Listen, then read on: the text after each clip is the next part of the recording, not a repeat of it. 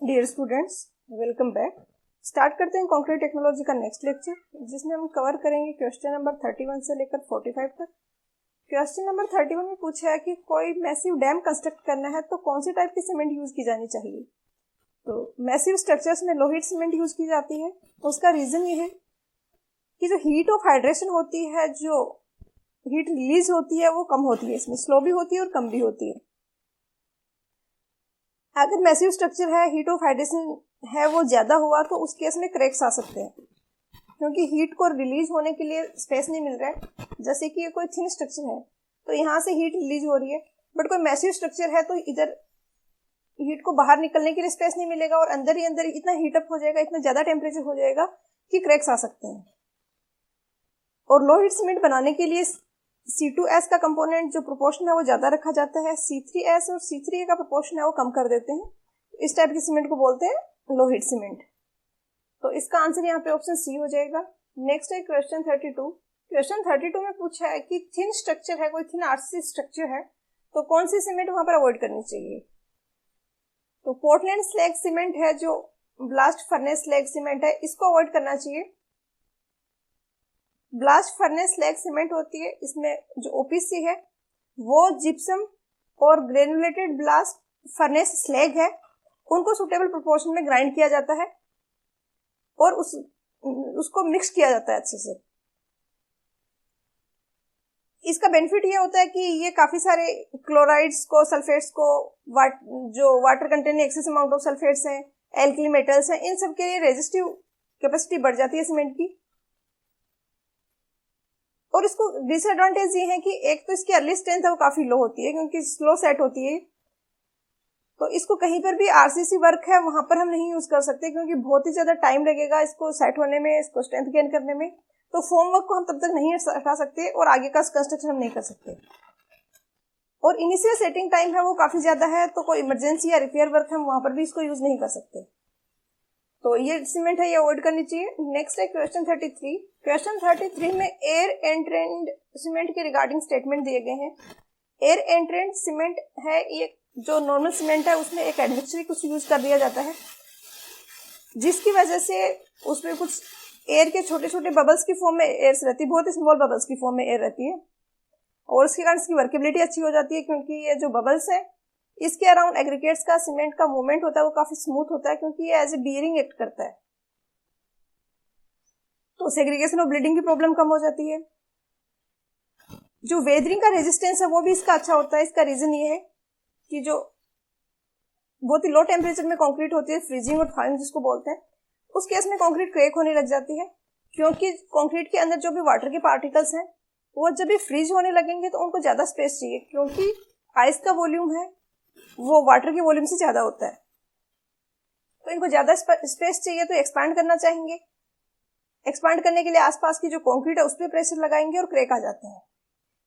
अगर हम air एंट्रेंड cement use करते हैं तो ये जो वाटर के पार्टिकल्स हैं इनको एक्सपैंड करने के लिए जगह मिल जाएगी, क्योंकि यहाँ पर बीच में एयर के पार्टिकल्स हैं, एयर बबल्स की फॉर्म में है, तो एयर कंप्रेस हो जाएगी और जो वाटर है वो जो एक्सपैंड होना चाह रहा है उसके लिए उसको स्पेस मिल जाएगा और कंक्रीट में क्रैक्स नहीं आएंगे। बट ऑब्वियसली एयर के पार्टिकल्स बीच में आ रहे हैं तो स्ट्रेंथ जो है वो कम हो जाती है। तो यहाँ पर दिए गए सारे स्टेटमेंट करेक्ट है, आंसर हो जाएगा ऑप्शन ए। नेक्स्ट है क्वेश्चन 34। क्वेश्चन 34 में पूछा है कि जो व्हाइट और कलर्ड सीमेंट है उसका कमर्शियल नेम क्या है, तो इसका आंसर हो जाएगा option E, all of the above, सारे ही कमर्शियल नेम है। क्वेश्चन 35 में पूछा गया है कि पोर्टलैंड पोज़ोलाना सीमेंट बनाने के लिए जो पोज़ोलानिक मटेरियल ऐड करते हैं ओपीसी के साथ में वो कितना % होता है। और यहाँ पर ये भी मेंशन किया गया है कि जो पोज़ोलानिक मटेरियल हम ऐड कर रहे हैं उसमें क्ले का परसेंटेज है वो 80% तक है। तो पोर्टलैंड पोज़ोलाना सीमेंट बनाने के लिए ओपीसी का जो क्लिंकर है उसको 15 to 35% पोज़ोलानिक मटेरियल के साथ में ऐड किया जाता है, तो पीपीसी बनता है। तो इस रेंज में हमारे पास एक ही ऑप्शन है यहाँ पे, ऑप्शन ए, तो इसका आंसर हो जाएगा ऑप्शन ए 30%। नेक्स्ट है क्वेश्चन नंबर 36।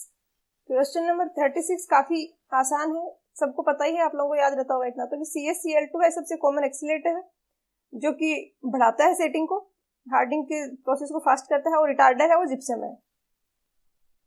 तो बी भी सही है और सी भी सही है। तो आंसर यहाँ पे ऑप्शन डी हो जाएगा कि दोनों ही स्टेटमेंट है वो करेक्ट है। क्वेश्चन 37 में पूछा गया है कि विकर्ट्स एपैरेटस है वो कौन से टेस्ट में यूज किया जाता है।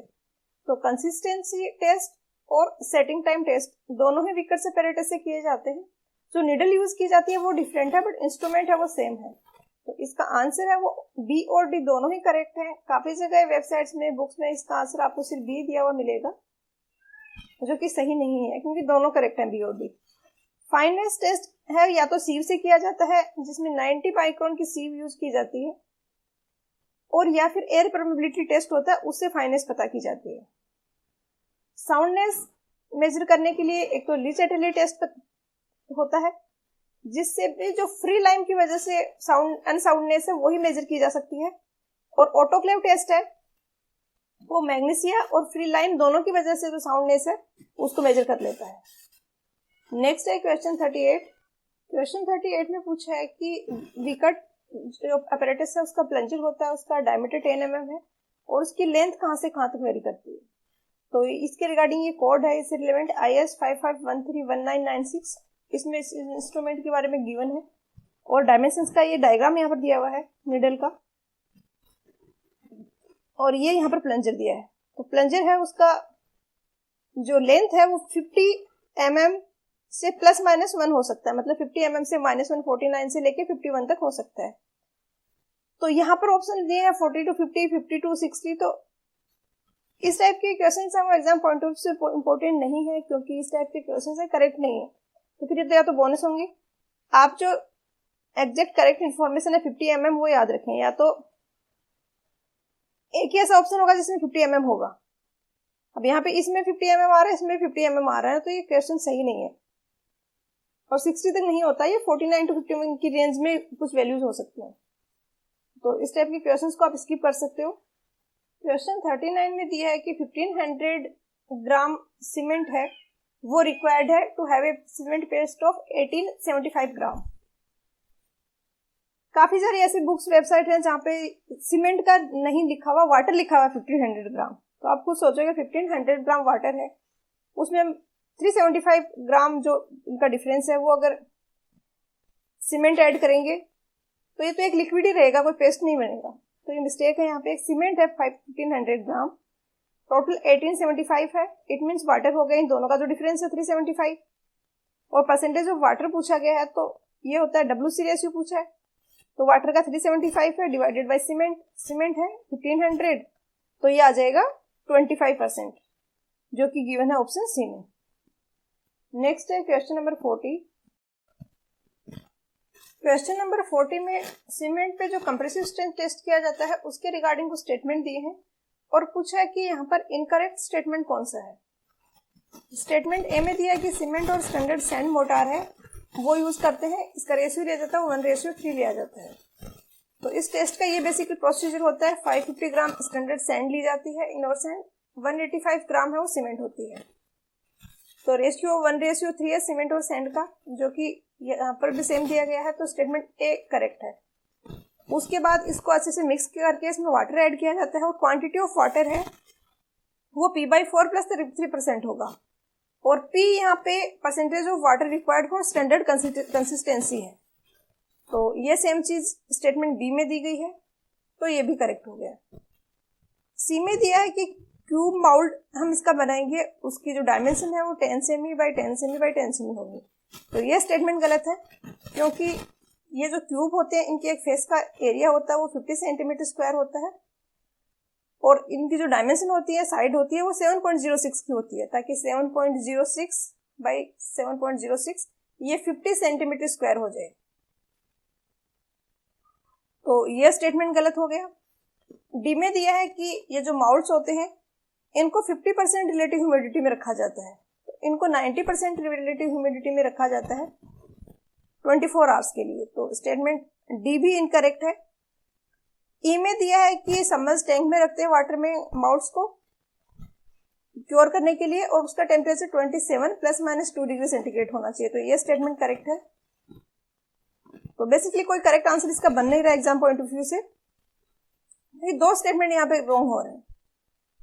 इसके रेफरेंस के लिए आप कोई भी यूज कर सकते हो, कोई भी स्टैंडर्ड बुक हो उसमें बेसिकली ये प्रोसीजर होगा और इतना कोई डिफिकल्ट नहीं फाइंड आउट करना, इसलिए मैंने यहाँ पर मेंशन नहीं किया है। नेक्स्ट है क्वेश्चन 41 में कुछ स्टेटमेंट दिया है सीमेंट के रिगार्डिंग और इनकरेक्ट स्टेटमेंट पूछा गया है। तो यहाँ पर भी दिए गए सारे स्टेटमेंट इनकरेक्ट दिए इसने, तो आंसर ऑप्शन डी होगा। स्टेटमेंट ए में दिया है कि अब जब हाथ को बैग के अंदर रखते हैं तो हमें वार्म फील होना चाहिए, तो ये कोल्ड होता है एक्चुअल में। जब सीमेंट के बैग के अंदर आप अपना हाथ डालोगे तो कोल्ड फील होगा। और एक सीमेंट का हैंडफुल ऑफ सीमेंट अगर आप बकेट में थ्रो करोगे तो इमीडिएटली सिंक नहीं होगी, वो कुछ टाइम तक फ्लोट करेगी फिर सिंक होगी, तो ये भी गलत हो गया। और अगर फिंगर्स के बीच में सीमेंट को रब करते हैं तो स्मूथ फील होता है, इसने रफ बोला है तो ये भी गलत हो गया, तो आंसर डी हो गया। नेक्स्ट है क्वेश्चन 42 में पूछा है कि सीमेंट कंक्रीट में जो इनर्ट मटेरियल है जो कि किसी रिएक्शंस में पार्टिसिपेट नहीं करता है वो क्या है, तो एग्रीगेट ही होता है, क्योंकि वाटर और सीमेंट तो रिएक्शन करते हैं और नए कंपाउंड्स बनाते हैं। 43 में पूछा है कि IS कोड है ये 382/1963 एग्रीगेट्स के रिगार्डिंग। तो गुड एग्रीगेट क्या होगा, तो केमिकली इनर्ट होगा, वो सफिशिएंटली स्ट्रॉन्ग होना चाहिए और हार्ड और ड्यूरेबल भी होना चाहिए, तो यहाँ पर आंसर हो जाएगा option D all of the above. Next है क्वेश्चन 44 है एसएससी जेईई के किसी एग्जाम में आई थिंक आया हुआ है। यहाँ पे पूछा है कि साइक्लोपियन एग्रीगेट्स है वो क्या है, कि क्या होगी इनकी साइज, तो 7.5 सेंटीमीटर से 15 सेमी के जो एग्रीगेट्स हैं इनको बोला जाता है साइक्लोपियन एग्रीगेट्स, तो यहाँ पर आंसर हो जाएगा 75 mm ऑप्शन डी। नेक्स्ट है क्वेश्चन नंबर 45। क्वेश्चन 45 में कुछ स्टेटमेंट दिए हैं और करेक्ट स्टेटमेंट को पिक करना है। सारे स्टेटमेंट करेक्ट है, आंसर ऑप्शन डी होगा। स्टेटमेंट 1 में दिया है कि कोर्स एग्रीगेट्स है, इनका मैक्सिमम साइज 75 mm होता है और मिनिमम होता है वो 4.75 mm होता है, और 4.75 mm से लेके 0.075 mm तक के एग्रीगेट्स को फाइन एग्रीगेट बोलते हैं, और 0.002 mm से स्मॉल साइज के जो पार्टिकल्स हैं उनको क्ले कहते हैं, तो इसका आंसर ऑप्शन डी हो जाएगा। आज के लेक्चर वीडियो में इतना ही, मिलते हैं नेक्स्ट वीडियो में। पढ़ाई करते रहिए, all the very best. Lecture अच्छा लगा कमेंट करके बताएं, कुछ फीडबैक हो तो कमेंट करके बताएं, लेक्चर को लाइक करें, शेयर करें, सब्सक्राइब करें। Thank you.